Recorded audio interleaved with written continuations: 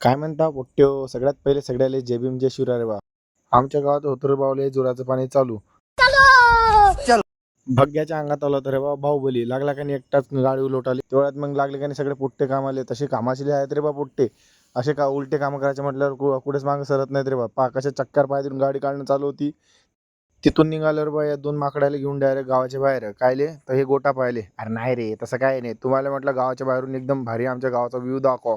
बघा कसा व्ह्यू. कौन है ये लोग? हा व्ह्यू तर तुम्हाला आवडलाच असेल. मग पहा आमची हे पराठी तेवढ्यात आठवलं की भाई आपले पूर्वज पण येऊन बसलेले आहेत. क्या रे भिकमंग्या? तो पूर्वजाला केलं टाटा आणि घरी येऊन खाल्ले भाऊ तुमच्या भावानं लाता. मेरी आंखों से तेरी याद का साया नहीं जाता। वाह वाह वाह कोशिश वाह. कर ली पर तुझे भुलाया नहीं जाता। ये सब क्या देखना पड़ रहा है? अच्छा है मैं अंधा हूँ।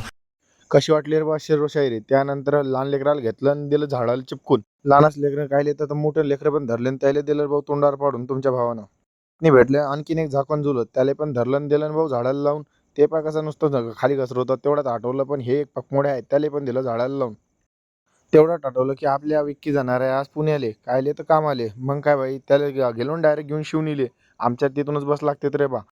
लास्टला केला का नाही त्याला टाटा आणि निघाली का नाही तिथून सिंध. अरे एक नंबर गाडी आहे म्हणते पण काय भाई आपण काही बसत नाही रे बा गाड्याने. आपल्याला लय भेव लागते गाड्यामध्ये बसायचा. बात तो सही है. घरचे मला तीन म्हणून त्यासाठी घेतली रे बा आपण डायरेक्ट पाणीपुरी आणि डायरेक्ट आलो घरी. चला भेटून